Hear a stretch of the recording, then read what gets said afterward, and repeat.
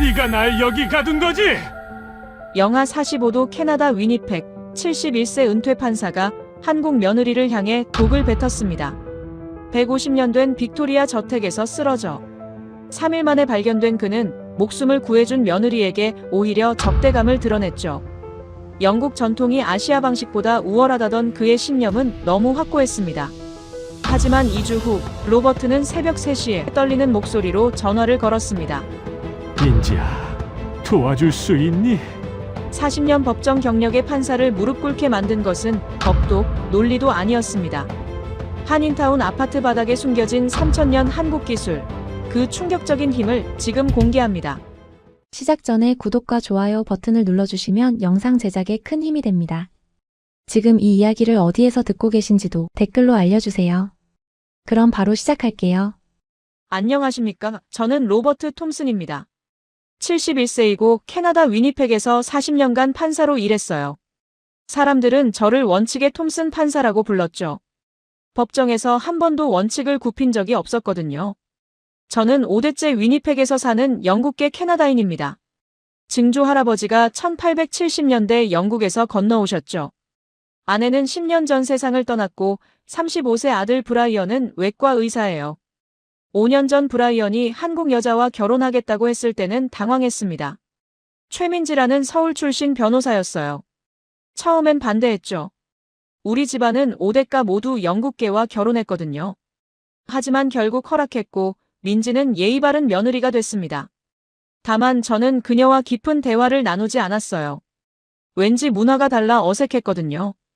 저는 150년 된 빅토리아 저택에 삽니다. 1874년 지어진 이 집은 위니펙 역사보존 건축물이에요. 붉은 벽돌 3층 건물에 천장 높이가 4m가 넘죠. 증조 할아버지가 지으신 후 4대째 살고 있습니다. 이 집은 제 자랑이자 정체성이에요. 난방은 1920년대 설치된 영국식 라디에이터 시스템입니다. 천장 통풍구에서 뜨거운 공기가 나오는 방식이죠. 전통적이고 우아한 방식입니다. 오늘은 2025년 1월 15일 위니펙 아침 기온은 영하 38도였어요. 나이가 들수록 겨울이 힘들어집니다. 특히 무릎이 문제예요. 20년 전부터 관절염이 시작됐거든요.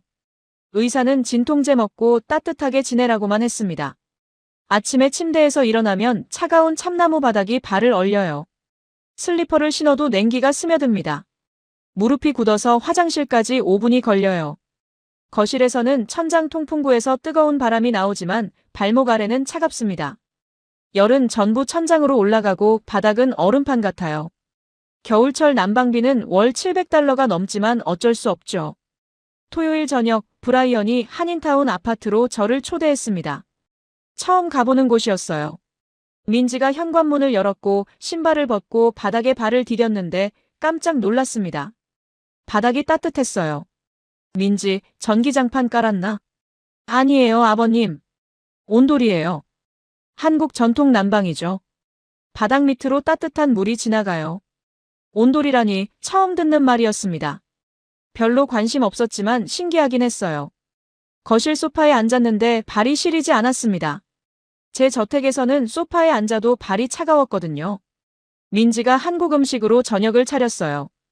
불고기, 김치찌개 같은 거였죠. 솔직히 한국 음식은 별로지만 며느리가 해준 거니까 먹었습니다. 식사 중 민지가 조심스럽게 말했어요. 아버님, 저희 아파트에서 같이 사시는 건 어떠세요? 혼자 그 큰 집에 계시면 위험하잖아요. 포크를 내려놓았습니다. 기분이 나빠졌어요. 민지, 내가 혼자 살 수 없을 만큼 늙었다고 생각하나? 아니에요, 그게 아니라. 나는 150년 된 우리 집에서 살 거야. 4대째 우리 가족이 지켜온 곳이야. 신축 아파트로 옮길 생각 없어.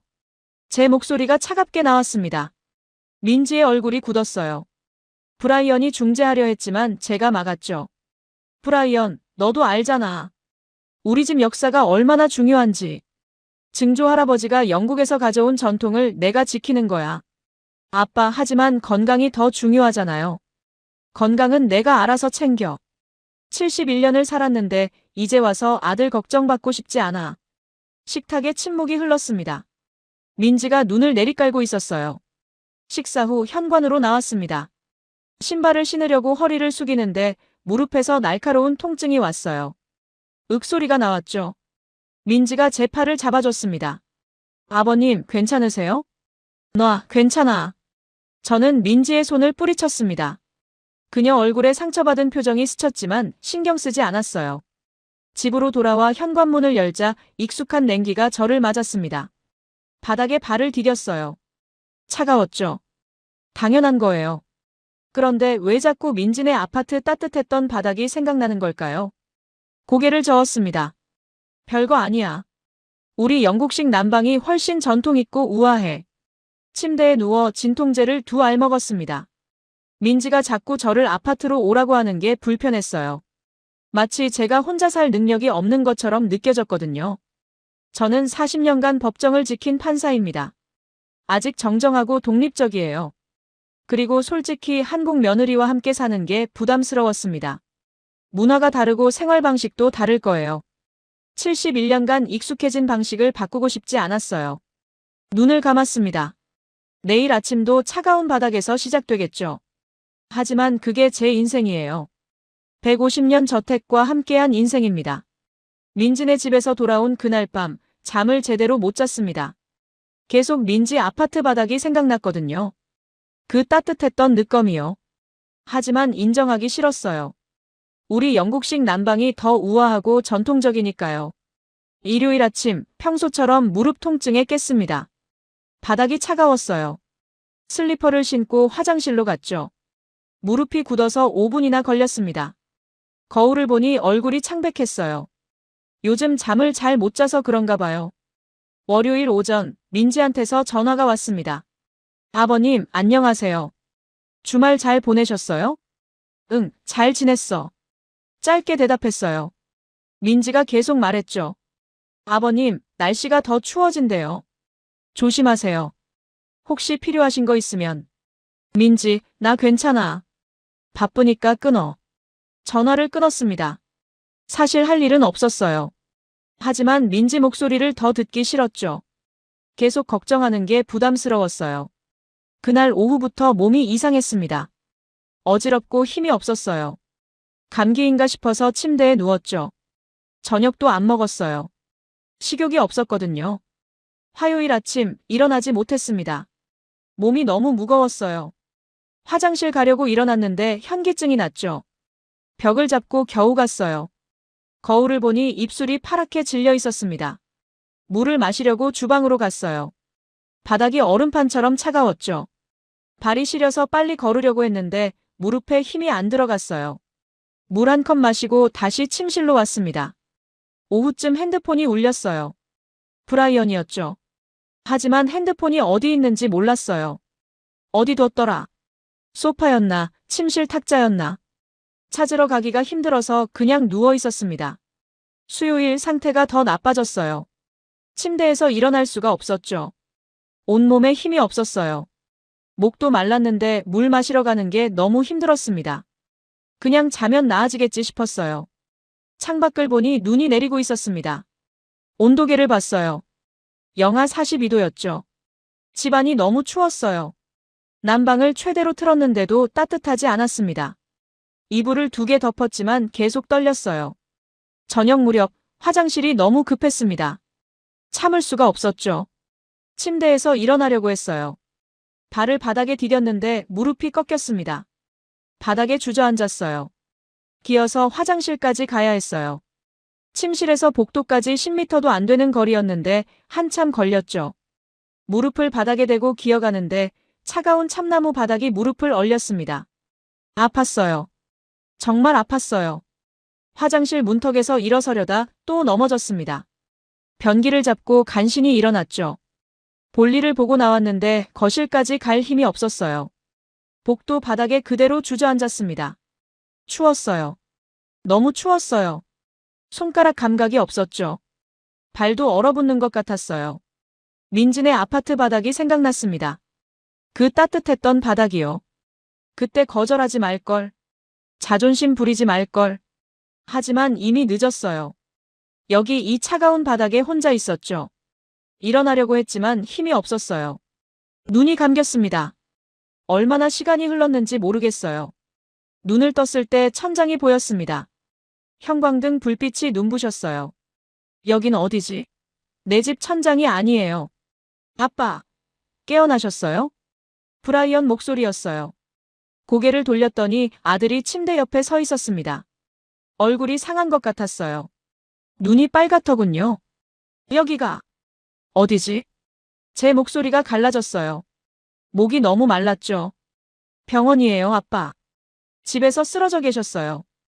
병원? 어떻게 여기까지 왔지? 기억이 안 났어요. 금요일에 아빠 집에 갔더니 복도 바닥에 쓰러져 계셨어요. 3일 동안요. 3일? 그렇게 오래 있었나요? 저는 기억을 더듬어 봤어요. 화장실 가려다 주저앉은 게 마지막이었죠. 민지가 침대 발치에 서 있었어요. 얼굴이 걱정으로 가득했죠. 저는 눈을 돌렸습니다. 민지 얼굴을 보기가 부끄러웠어요. 의사가 들어왔습니다. 중년 여자 의사였어요. 톰슨 판사님, 정신 차리셨군요. 저체온증과 탈수 증상이 심각했습니다. 급성 신부전도 있었고요. 3일간 아무것도 드시지 못하셨죠. 저는 아무 대답도 못했어요. 의사가 브라이언을 보며 말했습니다.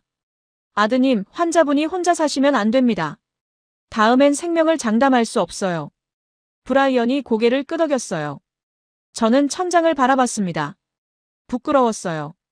71년을 자랑스럽게 살았는데 이렇게 무력하게 쓰러지다니. 민지가 조심스럽게 다가왔어요. 아버님, 물 좀 드세요. 컵을 내밀었죠. 저는 받지 않았어요. 민지가 빨대를 제 입에 갖다 댔습니다. 저는 어쩔 수 없이 물을 마셨어요. 목으로 넘어가는 물이 차갑고 달았습니다. 그날 밤, 브라이언과 민지가 병실에 남아 있었어요. 저는 자는 척했죠. 하지만 그들의 대화가 들렸습니다. 민지, 아버지를 우리 집으로 모셔야 해. 시아버님이 동의하실까? 동의 안 하셔도 어쩔 수 없어. 생명이 달린 문제야. 저는 눈을 감았습니다. 끝났구나. 이제 내 집을 떠나야 하는구나. 150년 저택을 떠나 며느리 집에서 신세를 져야 하는구나. 자존심이 상했어요. 화도 났죠. 하지만 동시에 두려웠습니다. 혼자서는 더 이상 살 수 없다는 게 증명됐으니까요. 병원에서 4일을 보냈습니다. 링거를 맞고 약을 먹으니 몸이 좀 나아졌어요. 하지만 퇴원하고 싶지 않았죠. 퇴원하면 민지네 아파트로 가야 한다는 걸 알았거든요. 브라이언이 매일 왔습니다. 민지도 함께 왔어요. 저는 그들과 눈을 마주치지 않으려고 했죠. 부끄러웠거든요. 71년을 살면서 이렇게 무력해진 적이 없었어요. 수요일 아침 의사가 퇴원 허가를 냈습니다. 신장 기능이 정상으로 돌아왔어요. 집에서 잘 관리하시면 됩니다. 따뜻하게 지내시고요. 브라이언이 옆에서 말했어요. 감사합니다, 선생님. 저희 집으로 모시겠습니다. 저는 그제야 입을 열었습니다. 브라이언, 난 우리 집으로 갈 거야. 브라이언이 고개를 저었어요. 안 돼요, 아빠. 의사 선생님 말씀 못 들으셨어요? 혼자 계시면 안 된대요. 나는 괜찮아. 조심할게. 아빠, 제발요. 이번엔 운이 좋았어요. 다음엔 못 찾을 수도 있어요. 브라이언 목소리가 떨렸습니다. 저는 입을 다물었어요. 아들이 우는 걸 처음 봤거든요. 성인이 된 후로는요. 민지가 조심스럽게 다가왔습니다. 아버님, 저희 집은 따뜻해요. 무릎에도 좋을 거예요. 한 달만 계세요. 그리고 다시 생각하셔도 돼요. 한 달. 그 말에 조금 마음이 움직였어요. 영원히가 아니라 한 달이라면 참을 수 있을 것 같았죠. 한 달만이야. 그 후엔 내 집으로 간다. 브라이언이 고개를 끄덕였습니다. 민지는 안도한 표정을 지었어요. 오후에 퇴원했습니다. 브라이언이 휠체어를 가져왔어요. 저는 거부했죠. 휠체어는 싫어. 걸을 수 있어. 아빠, 아직 힘이 약하세요. 걸을 수 있다니까. 목소리를 높였습니다. 브라이언이 물러섰어요. 저는 벽을 짚고 천천히 걸었죠. 다리가 후들거렸지만 참았습니다. 자존심이라도 지키고 싶었거든요. 차에 탔습니다. 브라이언이 운전하고 민지가 뒷좌석에 저와 함께 앉았어요. 차가 출발했죠. 제 저택 방향이 아니었습니다. 한인타운으로 가고 있었어요. 창밖을 봤습니다. 익숙한 거리들이 지나갔어요. 웨스트민스터 애비뉴를 지날 때 가슴이 아팠습니다. 제 집이 있는 곳이었거든요. 150년 저택이 거기 있었죠.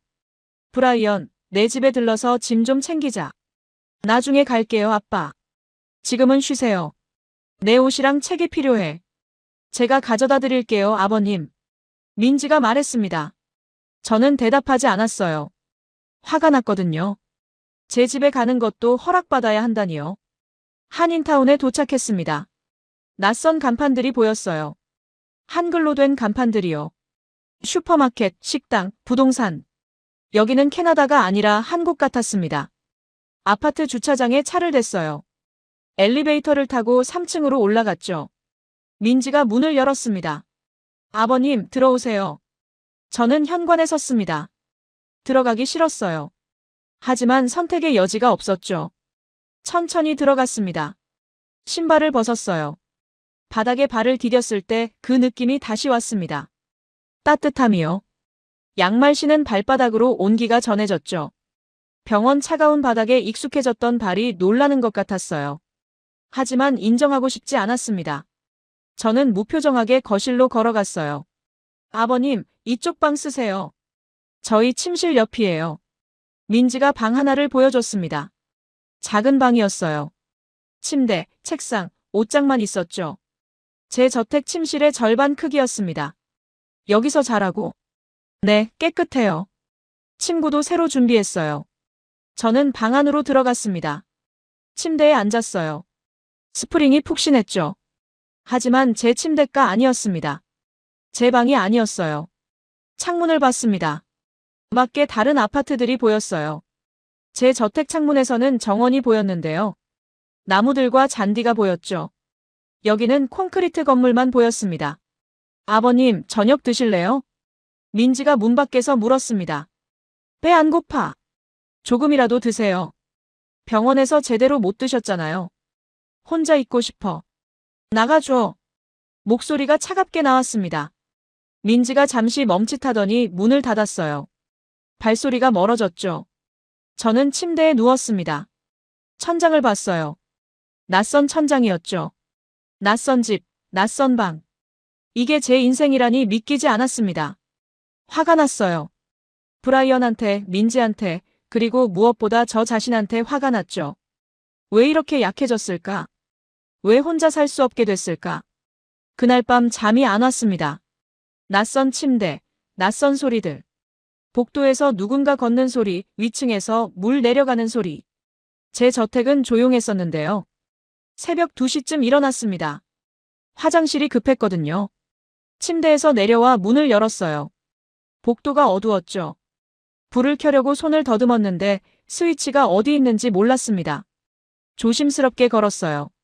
무릎이 아팠지만 벽을 짚고 걸었죠. 화장실 문을 찾았습니다. 불을 켰어요. 볼일을 보고 나왔을 때 민지가 복도에 서 있었어요. 깜짝 놀랐죠. 아버님, 괜찮으세요? 왜 안 자고 여기 있어? 소리가 나길래요. 넘어지실까봐 걱정돼서요. 내가 애야? 화장실도 혼자 못 가. 목소리가 날카로웠습니다. 민지가 움찔했어요. 죄송해요. 그냥 걱정돼서. 걱정 마. 혼자 할 수 있어. 저는 민지를 지나쳐 방으로 들어갔습니다. 문을 닫았어요. 침대에 앉아 한숨을 쉬었죠. 왜 저렇게 화를 냈을까? 민지는 그냥 걱정해 준 건데요. 하지만 참을 수가 없었습니다. 저를 어린애처럼 대하는 게 싫었거든요. 다음 날 아침, 민지가 문을 두드렸습니다. 아버님, 아침 드세요. 안 먹어. 조금이라도 드셔야 해요. 약 드셔야 하잖아요. 나가! 소리를 질렀습니다. 복도가 조용해졌어요. 발소리가 멀어졌죠. 정오쯤 배가 고팠습니다. 어쩔 수 없이 방문을 열었어요. 거실로 나갔죠. 민지가 소파에 앉아 있었습니다. 노트북으로 뭔가 하고 있었어요. 아버님! 민지가 일어났습니다. 저는 주방으로 갔어요. 냉장고를 열었죠. 음식이 가득했습니다. 김치, 불고기, 밑반찬들. 다 한국 음식이었어요. 빵은 없어. 아, 빵이요. 잠깐만요. 민지가 달려와서 찬장을 열었습니다. 식빵 한 봉지를 꺼냈어요. 토스트 해드릴까요? 혼자 할 수 있어. 토스터에 빵을 넣었습니다. 버터를 찾았는데 냉장고 어디 있는지 몰랐죠. 민지가 꺼내줬습니다. 여기 있어요. 됐어, 신경 꺼. 토스트가 나왔습니다. 버터를 바르고 식탁에 앉았어요. 민지가 우유를 따라줬죠. 안 마셔. 약 드셔야 해요. 우유랑 같이요. 약병을 내밀었습니다. 저는 어쩔 수 없이 받았어요. 알약 3개를 입에 넣고 우유로 삼켰습니다. 식사를 마치고 다시 방으로 들어갔습니다. 하루 종일 방에만 있었어요. 할 일이 없었죠. 책도 없고 TV도 보기 싫고 그냥 침대에 누워 천장만 봤습니다. 저녁 때 브라이언이 왔습니다. 병원 근무 끝나고 온 거였어요. 아빠 어때요? 불편한 거 없어요? 다 불편해. 여기는 내 집이 아니야. 시간 지나면 익숙해질 거예요. 안 돼. 한 달 후에 내 집 갈 거야. 브라이언이 한숨을 쉬었습니다. 아빠, 건강이 먼저예요. 집은 그냥 건물이잖아요. 그냥 건물? 150년 역사가 그냥 건물이야? 목소리가 커졌습니다. 브라이언이 입을 다물었어요. 일주일이 지났습니다. 저는 하루 종일 방에만 있었어요.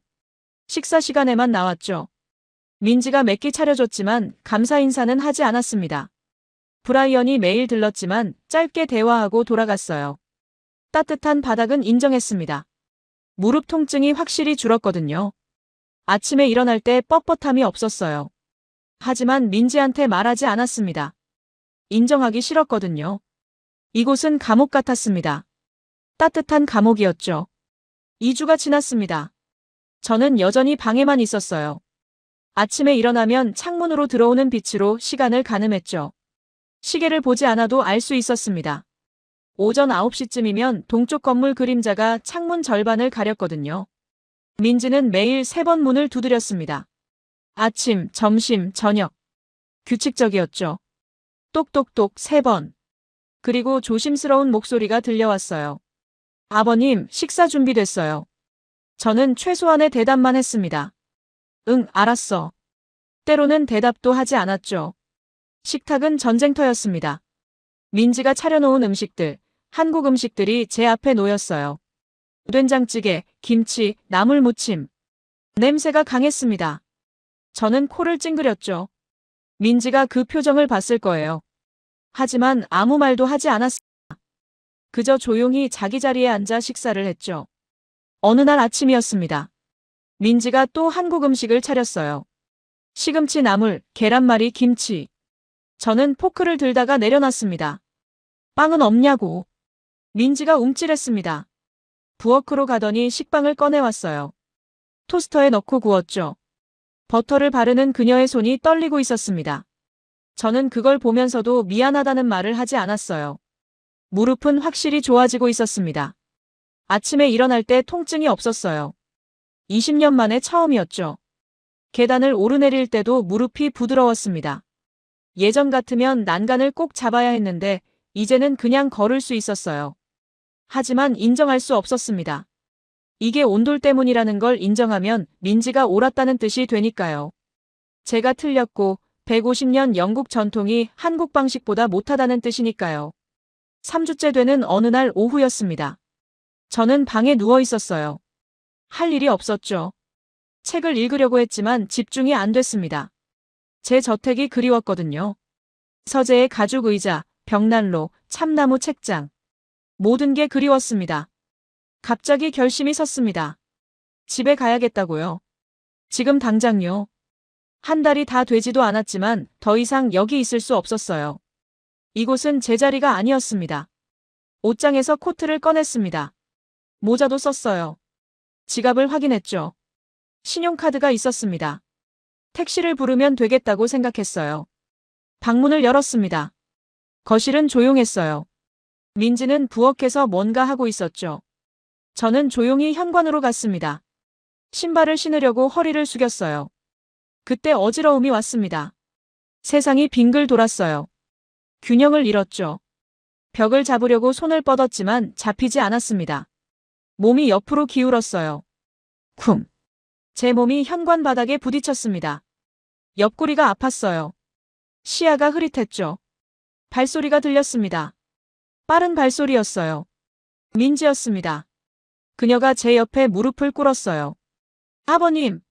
목소리가 떨리고 있었습니다. 저는 그녀를 밀어냈어요. 힘이 없어서 제대로 밀리지도 않았지만요. 건드리지 마. 민지가 핸드폰을 꺼냈습니다. 119를 누르려는 것 같았어요. 저는 그녀 손을 쳤습니다. 핸드폰이 바닥에 떨어졌죠. 119 부르지 마. 난 괜찮아. 하지만 일어날 수가 없었습니다. 다리에 힘이 없었어요.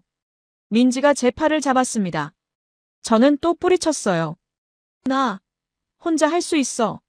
몇 번을 시도했지만 일어서지 못했습니다. 결국 민지의 부축을 받아야 했어요.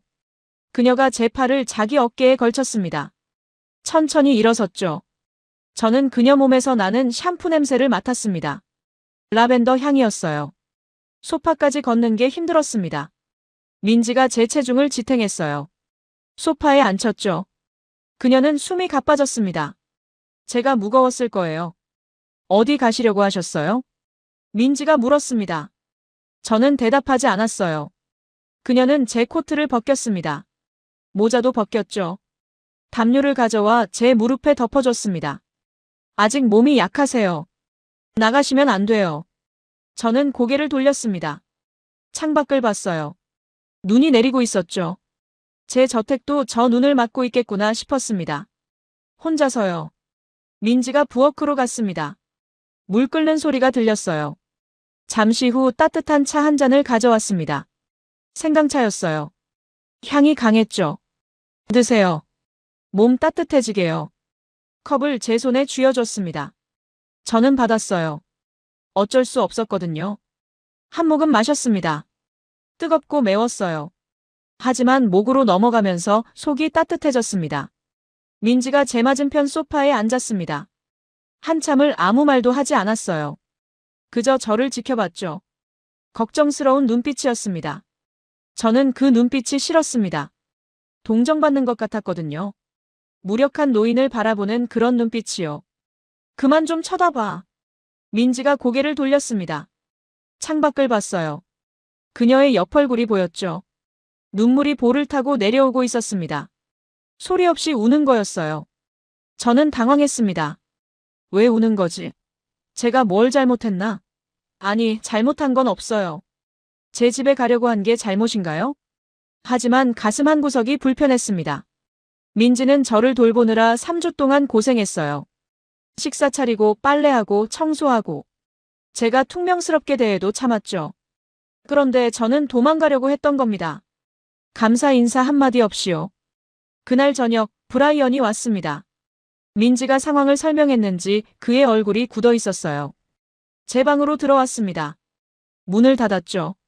아빠, 집에 가시려고 하셨다면서요? 저는 대답하지 않았습니다. 브라이언이 한숨을 쉬었어요. 아빠가 이렇게 완고한 분인 줄 몰랐어요. 목숨이 달린 문제라니까요. 완고하다고요. 그 말이 가슴에 꽂혔습니다. 제가 완고한 게 아니에요. 그저 제 방식대로 살고 싶은 거죠. 150년 살던 방식으로요. 브라이언, 넌 이해 못해. 내가 얼마나 그 집을 사랑하는지. 알아요. 하지만 건강이 먼저잖아요. 건강하면 뭐해. 내가 살던 곳에서 못 살면. 브라이언이 입을 다물었습니다. 더 이상 설득하지 않았어요. 그냥 제 어깨를 두드리고 나갔습니다. 그날 밤 잠이 오지 않았습니다. 천장을 보며 생각했어요. 제가 너무 심한 걸까요? 민지한테, 브라이언한테. 그들은 저를 걱정해주는 건데 저는 계속 화만 냈죠. 하지만 화를 안 낼 수가 없었습니다. 제 인생이 제 통제를 벗어나고 있었거든요. 71년간 제가 결정하며 살았는데 이제는 아들과 며느리가 결정했어요. 어디서 살지, 뭘 먹을지, 언제 병원 갈지. 모든 걸요. 그게 싫었습니다. 저는 여전히 제 인생의 주인이고 싶었어요. 4주째였습니다. 한 달이 거의 다 됐죠. 약속한 기간이었습니다. 저는 매일 달력을 봤어요. 빨간 동그라미를 쳐놓은 날짜 2월 14일. 제가 집으로 돌아가는 날이었죠. 하지만 아무도 그 얘기를 꺼내지 않았습니다. 브라이언도 민지도요. 마치 그런 약속이 없었던 것처럼 행동했어요. 저는 점점 불안해졌습니다. 가슴이 답답했죠. 이대로 영원히 여기 갇히는 건 아닐까 하는 두려움이 엄습했습니다. 2월 12일 저녁이었습니다. 브라이언이 퇴근 후 들렀어요. 저는 거실에서 그를 기다렸죠. 민지가 저녁을 차리고 있었습니다. 한 달 약속을 꺼내자 침묵이 흘렀어요. 민지가 조금만 더 계시라고 했죠. 저는 소파에서 벌떡 일어났습니다. 제 목소리가 커졌어요. 날 여기 가둬놓고 뭐 하는 거냐고, 좋고 나쁘고는 내가 결정한다고 소리쳤습니다. 브라이언이 진정하라고 했지만 저는 멈출 수 없었어요. 건강은 핑계고 날 통제하고 싶은 거 아니냐고 퍼부었죠. 그 말을 하고 나서 후회했습니다. 브라이언의 얼굴이 굳어졌거든요. 그의 눈에 실망이 가득 차 있었어요. 그는 코트를 집어들고 민지를 보며 먼저 간다고 했습니다. 저를 두고 먼저 가버린 거였어요. 그런 적이 한 번도 없었는데요. 문이 닫혔습니다. 민지가 부엌으로 들어가 설거지를 시작했어요. 물 흐르는 소리, 그릇 부딪히는 소리가 평소보다 거칠었습니다. 저는 방으로 들어가 침대에 앉았어요. 손이 떨렸죠. 제가 너무 심했을까요? 하지만 사실이었어요. 저는 여기 갇혀 있었으니까요. 그날 밤 새벽 3시 잠에서 깼습니다. 더 이상 기다릴 수 없다는 생각이 들었어요. 지금 당장 집으로 가야 한다고요. 옷을 입었습니다. 두꺼운 스웨터, 코트, 모자. 지갑과 핸드폰을 챙겼어요. 이번엔 조심해야 했죠. 어지러워서 넘어지면 안 되니까요. 방문을 천천히 열었습니다. 복도가 어두웠어요. 민지와 브라이언 방문이 닫혀 있었죠. 불빛도 없었습니다. 발소리를 죽이며 현관으로 갔어요. 신발을 신으면서 벽을 잡아 균형을 잡았습니다. 허리를 천천히 숙였죠. 문손잡이를 잡았습니다. 천천히 돌렸어요. 찰칵 소리가 너무 크게 느껴졌습니다. 멈췄죠. 뒤를 돌아봤어요. 복도는 여전히 조용했습니다. 문을 열었어요. 복도 불빛이 눈부셨습니다. 아버님. 민지의 목소리였습니다. 뒤돌아보니 그녀가 복도에 서 있었어요. 잠옷 차림에 머리가 헝클어진 모습이었죠. 지금 영하 35도라고 택시도 이 시간엔 안 온다고 말했습니다. 저는 상관없다고 걸어서라도 간다고 했어요. 민지가 20km나 된다고 무릎 상한다고 했죠. 저는 내 무릎이니 내 맘대로 한다고 소리쳤습니다. 민지가 제 앞을 막아섰어요. 처음이었습니다. 그녀가 저를 막은 게요. 저는 그녀를 밀쳤습니다. 세 개는 아니었어요. 그저 비키라는 의미였죠. 하지만 민지가 뒤로 휘청이며 벽에 등을 부딪혔습니다. 침실 문이 벌컥 열렸습니다. 브라이언이 나왔어요. 민지가 벽에 기댄 모습을 봤죠. 그리고 저를 봤습니다. 그의 얼굴이 일그러졌어요. 분노로요. 브라이언의 목소리가 떨렸습니다. 민지를 밀쳤냐고, 자기를 돌봐준 사람을 밀쳤냐고 소리쳤어요. 저는 변명하려 했지만 그가 막았습니다.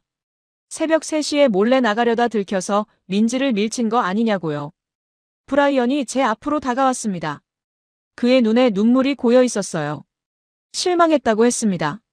정말로 실망했다고요. 그 말이 칼처럼 가슴에 꽂혔습니다.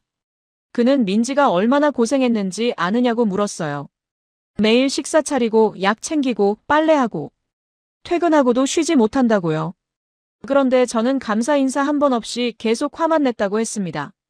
민지가 재택근무하면서 저를 돌보느라 승진 기회도 포기했다는 것도 말했어요. 민지가 브라이언의 팔을 잡으며 그만하라고 했지만 브라이언은 멈추지 않았습니다. 저도 알아야 한다고 솔직히 말하겠다고 했어요. 자기들도 지쳤다고요. 제가 자기들을 미워하는 거 안다고, 여기 있기 싫으신 것도 안다고 했습니다. 그러면서 가라고 했습니다. 집으로 가라고요. 자기들이 막지 않겠다고 했어요. 대신 더 이상 신경도 안 쓰겠다고, 혼자 사시다 무슨 일 생겨도 자기들 책임 아니라고 말했습니다. 브라이언은 민지의 손을 잡고 침실로 들어갔습니다. 문을 닫았어요. 딸깍 잠그는 소리까지 들렸습니다. 명확한 거부의 신호였죠. 저는 현관에 혼자 서 있었습니다. 문은 열려 있었어요. 복도 불빛이 들어왔죠. 저는 나갈 수 있었습니다. 아무도 막지 않았어요. 20km 걸어서라도 갈 수 있었습니다. 하지만 발이 떨어지지 않았습니다. 브라이언의 목소리가 귓가에 맴돌았어요. 실망했다는 말, 지쳤다는 말, 더 이상 신경 안 쓰겠다는 말. 제 아들이 저를 포기한다는 뜻이었습니다. 저는 천천히 문을 닫았습니다. 코트를 벗었어요. 모자도 벗었죠. 소파에 앉았습니다. 시계를 봤어요. 새벽 3시 40분이었습니다. 동이 트기 시작했습니다. 창밖이 점점 밝아졌어요. 저는 밤새 소파에 앉아 있었습니다. 잠도 안 왔고 움직이고 싶지도 않았어요. 그저 창밖만 봤습니다. 해가 떠올랐죠. 아침 7시쯤 브라이언이 나왔습니다. 출근 준비를 하고 있었어요. 저를 봤지만 아무 말도 하지 않았습니다. 그냥 현관으로 걸어갔죠. 저는 그의 이름을 불렀습니다. 그가 멈췄어요. 뒤돌아보지는 않았습니다. 미안하다고 말했습니다. 제 목소리가 갈라졌어요. 한참 침묵이 흘렀습니다. 브라이언이 작게 한숨을 쉬었어요. 정말로 집에 가고 싶으면 말하라고 자기가 모셔다 드리겠다고 했습니다. 그게 다였어요. 문이 닫혔습니다. 저는 소파에 그대로 앉아 있었어요. 해가 완전히 떠올랐습니다. 2월의 차가운 아침이었죠. 밖은 영하 30도였지만 집 안바닥은 따뜻했습니다. 발바닥으로 전해지는 온기를 느꼈습니다. 이 따뜻함이 제 무릎을 고쳤죠. 20년 만에 통증 없이 걸을 수 있게 해줬습니다. 하지만 저는 한 번도 고맙다고 말하지 않았어요. 인정하기 싫었으니까요. 저는 깨달았습니다. 제가 이기려고 할수록 모든 걸 잃고 있다는 것을요. 자존심을 지키려다 아들을 잃었습니다. 영국 전통을 고집하다 가족을 잃었어요. 150년 저택을 지키려다 제 인생을 망치고 있었습니다. 민지가 부엌에서 나왔습니다. 눈이 퉁퉁 부어 있었어요. 밤새 운 것 같았죠. 저를 봤습니다. 말없이 커피를 내렸어요. 제 앞에 놓았습니다. 설탕 2스푼, 우유 조금. 제가 좋아하는 방식 그대로였죠. 저는 그제야 알았습니다. 민지가 4주 동안 저를 얼마나 세심하게 관찰했는지를요. 제가 빵을 좋아한다는 것, 커피에 설탕 2스푼 넣는다는 것, 아침에 무릎을 주무른다는 것, 다 알고 있었던 겁니다. 그런데 저는 민지에 대해 뭘 알고 있었나요? 그녀가 무슨 일을 하는지, 무엇을 좋아하는지, 어떤 꿈이 있는지. 아무것도 몰랐습니다. 알려고 하지도 않았죠. 컵을 들었습니다. 커피가 따뜻했어요. 목으로 넘어가며 가슴이 데워졌습니다. 하지만 동시에 부끄러움이 밀려왔어요. 71년을 살면서 이렇게 부끄러운 적이 없었습니다. 3일이 지났습니다. 저는 방에만 있었어요. 이번엔 달랐습니다. 화가 나서가 아니라 부끄러워서였죠. 민지를 밀친 것, 브라이언을 실망시킨 것. 그 장면들이 계속 머릿속에 맴돌았습니다. 민지는 여전히 새끼를 차렸습니다. 문을 두드리고 식사 준비됐다고 말했어요. 저는 나가서 먹었죠. 하지만 말을 걸지 못했습니다. 뭐라고 해야 할지 몰랐거든요. 미안하다는 말조차 입 밖으로 나오지 않았어요. 브라이언은 이틀간 오지 않았습니다. 병원 당직이 있다고 민지가 말했어요. 하지만 저는 알았죠. 저를 보기 싫어서 안 오는 거라는 걸요. 2월 15일 오후였습니다. 문을 두드리는 소리가 들렸어요. 민지였습니다. 방문을 열자 그녀가 서 있었죠. 손에 차 한 잔을 들고 있었습니다. 민지가 차를 건넸습니다. 생강차였어요. 저는 받았죠. 그녀가 조심스럽게 말했습니다. 브라이언이 오늘 저녁에 온대요. 저를 집으로 모셔다 드릴 거래요. 제가 원하시면요. 가슴이 철렁했습니다. 드디어 집으로 갈 수 있다는 건데 왜 기쁘지 않은 걸까요? 민지가 물었습니다. 짐을 싸드릴까요? 저는 고개를 끄덕였어요. 다른 대답을 할 수가 없었습니다. 민지가 옷장을 열어 제 옷들을 꺼냈습니다. 가방에 하나씩 넣었어요. 정성스럽게 개서 넣었죠. 양말도 속옷도 스웨터도. 저는 침대에 앉아 그 모습을 봤습니다. 그녀의 손이 떨리고 있었어요. 저녁 6시 브라이언이 왔습니다. 저는 거실에서 기다리고 있었어요. 가방이 현관에 놓여 있었죠. 브라이언이 저를 봤습니다. 아무 말도 하지 않았어요. 그냥 가방을 들었습니다. 가시죠. 그게 다였습니다. 저는 일어섰어요. 코트를 입었죠. 민지가 옆에 서 있었습니다. 저는 그녀를 봤어요. 뭔가 말해야 할 것 같았지만 입이 떨어지지 않았습니다. 차에 탔습니다. 브라이언이 운전석에, 저는 조수석에 앉았어요. 엔진이 켜졌죠. 차가 출발했습니다. 백미러로 민지가 보였어요. 아파트 입구에 서서 저희를 보고 있었습니다. 손을 흔들지 않았어요. 그냥 서 있기만 했죠. 차 안은 조용했습니다. 브라이언도 저도 말이 없었어요. 라디오도 켜지 않았습니다. 그저 엔진 소리만 들렸죠. 20분 후 제 저택 앞에 도착했습니다. 익숙한 붉은 벽돌 건물이 보였어요. 150년 된 빅토리아 저택. 제 자랑이었던 집이죠. 4주 만에 돌아온 겁니다. 하지만 이상했습니다. 반갑지 않았어요. 오히려 낯설었죠. 마치 오래전에 떠난 곳 같았습니다. 브라이언이 차에서 내렸습니다. 트렁크에서 제 가방을 꺼냈어요. 현관까지 들여다 줬죠. 문을 열었습니다. 4주간 비어있던 집이었어요. 냉기가 얼굴을 때렸습니다. 집안이 얼음장같이 차가웠어요. 난방이 꺼져 있었거든요. 브라이언이 온도 조절기를 만졌습니다. 히터가 돌아가는 소리가 들렸죠. 30분 정도면 따뜻해질 거예요. 브라이언이 말했습니다. 저는 고개를 끄덕였어요. 그가 냉장고를 열었습니다. 텅 비어 있었죠. 내일 장 받아 드릴게요. 오늘은 배달 음식 시키세요. 그는 명함 하나를 식탁에 놓았습니다. 피자 배달집 전화번호였어요. 그리고 돌아섰습니다. 브라이언. 제가 불렀습니다. 그가 멈췄어요. 뒤돌아보지 않았죠. 고맙다. 한참 침묵이 흘렀습니다. 브라이언이 작게 대답했어요. 몸 조심하세요. 문이 닫혔습니다. 차 시동 거는 소리가 들렸어요. 엔진 소리가 멀어졌습니다. 저는 혼자 남았습니다. 거실을 둘러봤습니다. 모든 게 그대로였어요. 가죽 소파, 참나무 책장, 대리석 벽난로. 제가 사랑하던 것들이었죠. 하지만 지금은 그저 차가운 물건들로만 보였습니다. 소파에 앉았습니다. 발이 시렸어요. 바닥이 차가웠거든요. 슬리퍼를 신었지만 소용없었습니다. 냉기가 발목까지 올라왔어요. 히터가 돌아가고 있었습니다. 천장 통풍구에서 뜨거운 바람이 나왔죠. 얼굴이 뜨거웠어요. 하지만 발은 여전히 차가웠습니다. 열은 전부 위로만 올라갔으니까요. 민진의 아파트가 생각났습니다. 바닥이 따뜻했던 거실이요. 소파에 앉아도 발이 시리지 않았죠. 아침에 일어나 맨발로 걸어도 괜찮았어요. 온기가 발바닥에서 온몸으로 퍼졌습니다. 저는 고개를 저었습니다. 이제 여기 돌아왔으니 익숙해질 거라고 생각했어요. 며칠이면 괜찮아질 거라고요. 밤 9시쯤 배가 고팠습니다. 피자를 시켰어요. 30분 후 배달이 왔죠. 혼자 거실에서 피자를 먹었습니다. 민지가 차려주던 따뜻한 식사가 그리웠어요. 된장찌개, 불고기, 계란말이. 처음엔 싫었던 음식들이었는데요. 밤 11시 침대에 누웠습니다. 이불을 2개 덮었어요. 그래도 추웠습니다. 발이 얼음장 같았죠. 양말을 2겹 신었지만 소용없었어요. 민진의 아파트 침대가 생각났습니다. 이불 하나만 덮어도 따뜻했죠. 바닥에서 올라오는 온기 때문이었어요. 아침에 일어나도 몸이 뻣뻣하지 않았습니다. 잠이 오지 않았습니다.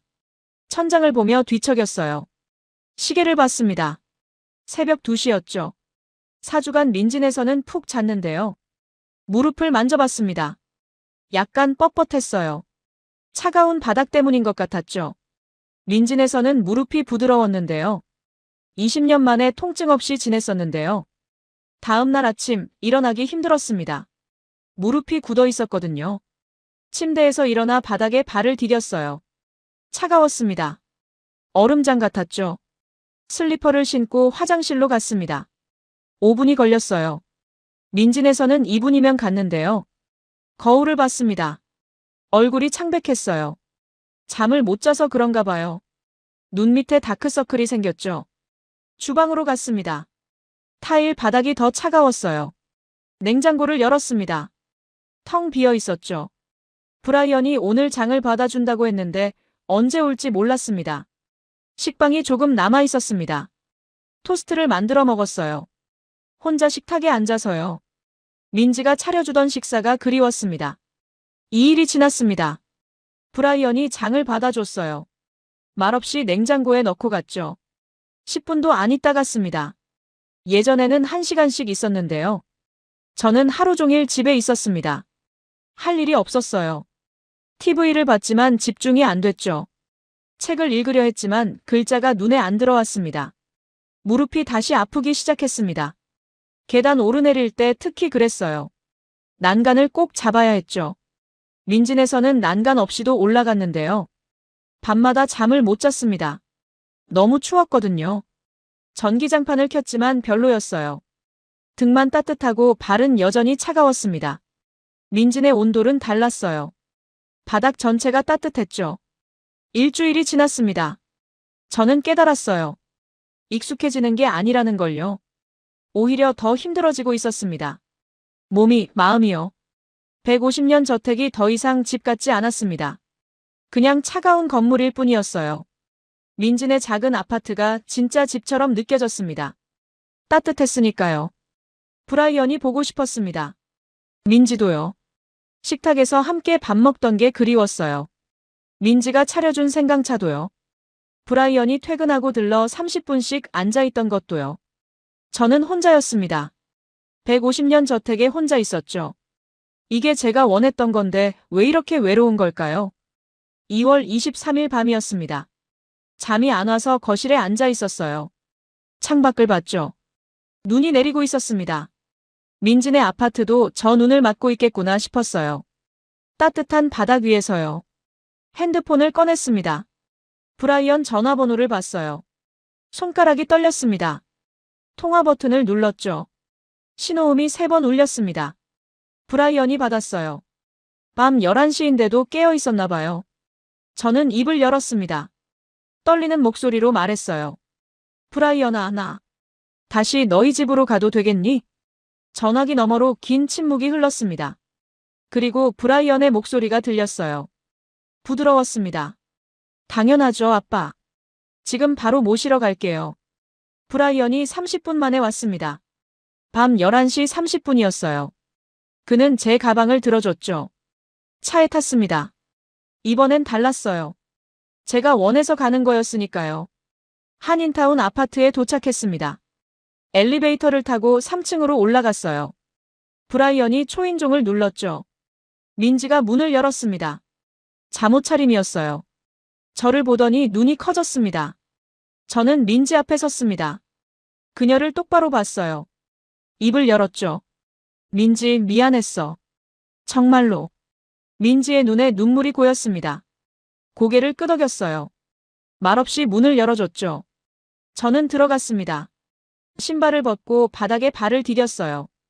따뜻했습니다. 그 온기가 발바닥에서 온몸으로 퍼졌어요.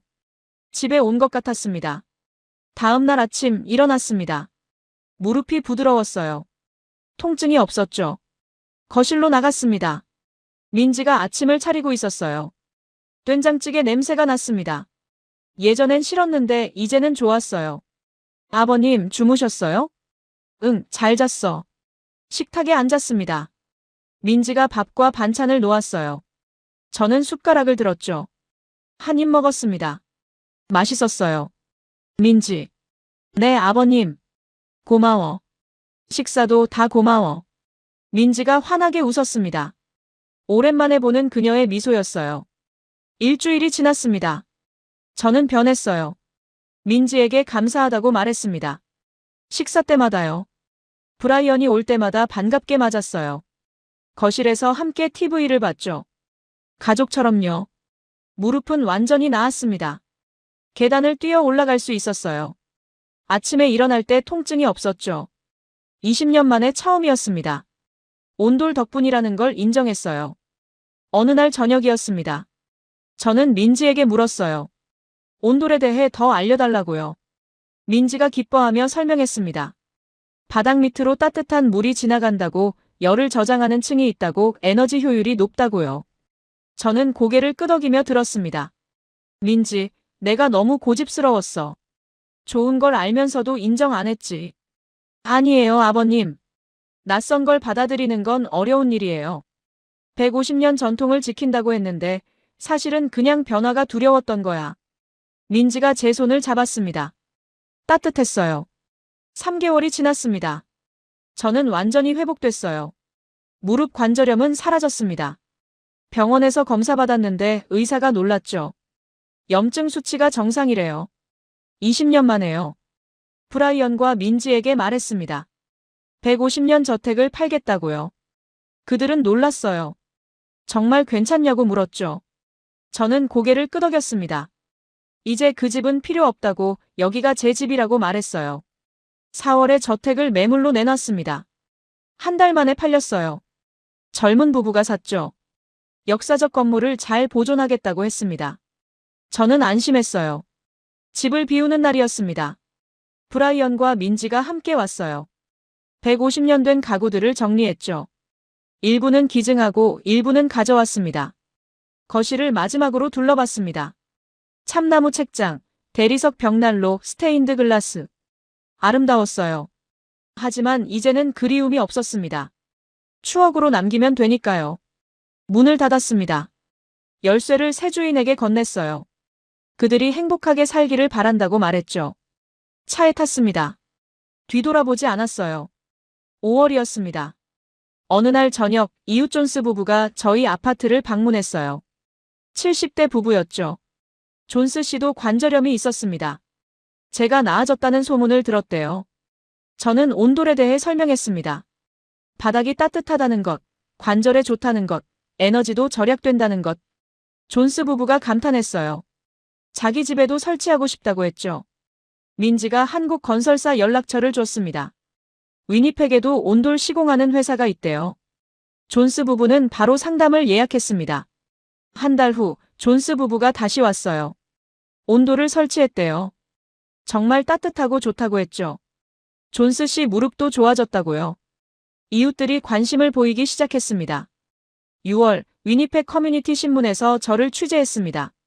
71세 은퇴 판사가 150년 저택을 팔고 한인타운으로 이사한 사연이요. 기자가 이유를 물었어요. 저는 솔직하게 대답했습니다. 온돌 때문이라고요. 한국 전통 난방이 제 무릎을 고쳤다고요. 20년 관절염이 3개월 만에 나았다고 말했죠. 에너지 효율도 높고 집도 따뜻하다고요. 그리고 무엇보다 가족과 함께 있는 게 건물보다 중요하다고 했습니다. 기사가 나간 후 반응이 컸습니다. 전화가 많이 왔어요. 다들 온돌에 대해 궁금해했죠. 저는 기꺼이 설명했습니다. 제 경험을 나눴어요. 7월 위니펙 시의회에서 연락이 왔습니다. 노인 주거 환경 개선 청문회에 증인으로 나와달라고요. 저는 승낙했습니다. 청문회 날이었습니다. 시의회 회의실은 사람들로 가득했어요. 저는 단상에 섰죠. 마이크 앞에 섰습니다. 제 이야기를 했습니다. 20년 관절염으로 고생했던 것, 150년 저택에서의 추운 겨울들, 온도를 경험한 후의 변화. 그리고 지금은 건강하게 살고 있다는 것을요. 민지도 증언했습니다. 온돌의 과학적 원리를 설명했어요. 복사열이 대류열보다 효율적이라는 것, 에너지를 60% 절약할 수 있다는 것, 특히 노인들 관절 건강에 좋다는 연구 결과들을 제시했죠. 시의회는 결정했습니다. 노인복지주택 5곳에 온돌을 시범 설치하기로요. 예산을 배정했습니다. 위니펙 신문 1면에 실렸어요. 8월 CBC 방송국에서 다큐멘터리 촬영을 왔습니다. 저희 집을 촬영했어요. 제가 바닥을 걷는 모습, 민지가 요리하는 모습, 브라이언이 퇴근 후 들어오는 모습. 평범한 일상이었지만 따뜻했습니다. 인터뷰에서 말했습니다. 71년을 살면서 배운 게 있다고요. 전통도 중요하지만 고집은 독이라고요. 새로운 것을 받아들이는 용기가 필요하다고요. 그리고 가장 중요한 건 가족이라고 말했습니다. 다큐멘터리가 방송됐습니다. 반응이 뜨거웠어요. 온타리오, 브리티시 컬럼비아에서 문의가 왔죠. 온돌에 대해 알고 싶다고요. 위니펙의 5개 건설사가 온돌 시공을 시작했습니다. 9월 노인복지주택에 온돌 설치가 완료됐습니다. 저는 개소식에 초청받았어요. 테이프 커팅을 했죠. 어르신들이 바닥을 밟아보며 감탄했습니다. 따뜻하다고 신기하다고요. 한 할머니가 제게 왔습니다. 85세 베티 할머니였어요. 30년간 휠체어를 탔대요. 관절염 때문에요. 온돌방에서 한 달 살았더니 지팡이로 걸을 수 있게 됐다고 했습니다. 눈물을 흘리며 고맙다고 했어요. 저는 민지를 봤습니다. 그녀도 울고 있었어요. 브라이언이 저희 둘을 안아줬죠. 우리는 뭔가 의미 있는 일을 한 거였습니다. 지금은 2025년 12월입니다. 제가 민지네 아파트에 온 지 10개월이 됐어요. 위니펙에 80가구가 온돌을 설치했습니다. 노인복지주택은 10곳으로 늘어났어요. 저는 건강합니다. 무릎 통증은 완전히 사라졌어요. 매일 아침 산책을 하죠. 민지, 브라이언과 함께 저녁 식사를 합니다. 가끔 한국 음식도 직접 만들어요. 김치찌개 끓이는 법을 배웠거든요. 150년 저택은 그리워하지 않습니다. 추억으로 남았으니까요. 이제 제 집은 여기예요. 따뜻한 바닥이 있는 이 작은 아파트가요. 어제 민지가 물었습니다. 후회하지 않으시냐고요. 저는 웃으며 대답했어요. 전혀요. 이게 제 인생 최고의 결정이라고요. 브라이언이 옆에서 말했습니다. 아빠가 변하셔서 정말 기쁘다고요. 저는 두 사람을 봤습니다. 제 아들과 며느리, 아니 제 가족이요. 너희 덕분이야. 고맙다. 민지가 제 손을 잡았습니다. 따뜻했어요. 바닥처럼요. 창밖을 봤습니다. 눈이 내리고 있었어요. 위니펙의 겨울은 여전히 춥습니다. 영하 40도까지 내려가죠. 하지만 집안은 따뜻합니다. 온돌 덕분에요. 그리고 무엇보다 마음이 따뜻합니다. 가족이 있으니까요. 71년을 살아서 깨달았습니다. 집은 건물이 아니라 사람이라는 것을요. 따뜻함은 난방이 아니라 사랑이라는 것을요. 위니펙의 겨울밤, 저는 행복합니다. 71세 로버트 판사의 이야기 어떠셨나요? 150년 전통을 지킨다던 그가 한국 며느리의 온돌 앞에서 무릎 꿇었습니다. 하지만 그것은 패배가 아니라 새로운 시작이었죠. 20년 관절염을 고치고 위니펙 80가구를 변화시킨 3000년 한국 기술의 힘. 고집보다 사랑이, 건물보다 가족이 중요하다는 진실을 보여준 감동 실화였습니다. 구독과 좋아요로 응원해주시면 더 감동적인 이야기로 찾아뵙겠습니다. 오늘도 여러분 모두 따뜻하고 건강한 하루 보내시길 바랍니다. 긴 영상 끝까지 시청해주셔서 감사합니다.